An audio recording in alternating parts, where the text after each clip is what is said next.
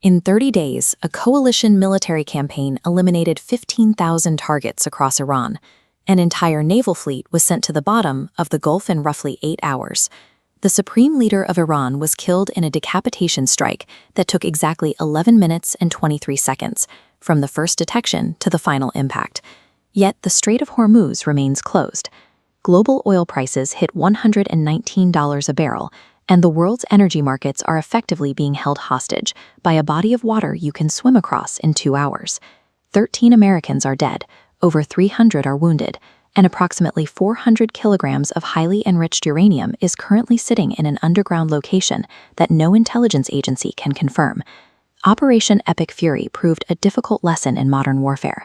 You can win every tactical engagement and still lose the broader strategic conflict. To achieve total dominance, the coalition followed the SEED doctrine, the suppression of enemy air defenses. You cannot strike the heart of a nation until you kill its eyes and ears. Stealth fighters like the F-35 turned the Iranian radar network against itself. These jets carry missiles that home in on active radar emissions, meaning the moment an operator switched on their system to hunt for targets, they painted a bullseye on their own position. With the defenses blind, B-2 bombers moved in to drop 30,000-pound massive ordnance penetrators. These are the only weapons capable of cracking the reinforced concrete and bedrock protecting Iran's most sensitive underground facilities. This Apex Tech approach relies on a single theory, that a technologically superior force can paralyze an enemy by eliminating its most sophisticated military nodes. The response was the Shahed 136. It's a low-tech drone made of plywood and fiberglass that costs about $20,000 to build, less than the price of a used car. This chart shows the economic trap. Using a $4 million Patriot against a cheap drone drains the defense budget. Over time, this cost exchange is unsustainable. And when the sky is saturated with hundreds of simultaneous threats, identifying friend from foe takes seconds. During one of these chaotic events, Kuwaiti air defenses accidentally engaged 3 American F-15s, forcing all 6 crew members to eject. To make things significantly harder for tracking algorithms, Iranian forces began using cluster warheads on their ballistic missiles. In the final phase of flight, a single missile disperses dozens of smaller objects, forcing defensive systems to recompute and prioritize targets in real time. This strategy weaponizes the cost of the interceptor itself, aiming to bankrupt the coalition's military readiness one plywood drone at a time. Conventionally, the battle at sea was a total mismatch.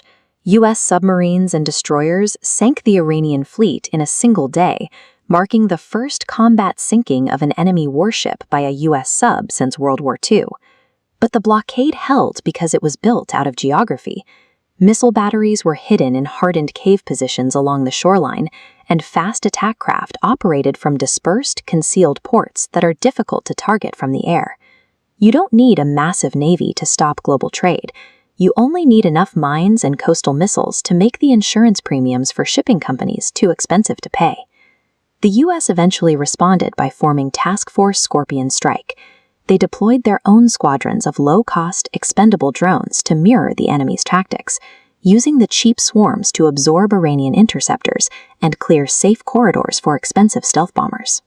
To keep the campaign going, the world's most advanced military was forced to rely solely on Apex Tech and start fighting like its asymmetric adversary. In just 30 days, the United States fired 850 Tomahawk cruise missiles. That is more than the opening campaigns of the Iraq War and Desert Storm combined. The problem is the replacement rate. The U.S. will receive only 190 new Tomahawks next year. Every missile fired in the Gulf is unavailable for the Pacific, leaving the defensive posture around Taiwan dangerously thin. Operation Epic Fury demonstrated that the American defense industry currently lacks the depth to maintain a high-intensity, long-range campaign while simultaneously preparing for a second global contingency. While the logistics are struggling, the speed of targeting has reached a new extreme. The Palantir Maven AI system analyzed over 2 petabytes of data to find a single anomaly in a security convoy and execute a kill mission in under 12 minutes.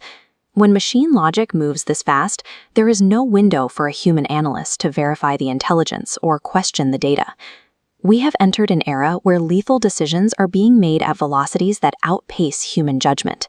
And despite this technological speed, the primary objective remains unfulfilled.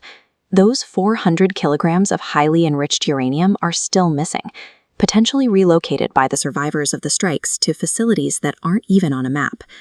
Operation Epic Fury didn't resolve the threat, it pushed it underground. The world is now left on an algorithmic hair trigger, waiting for the next phase of a war that has only changed its shape.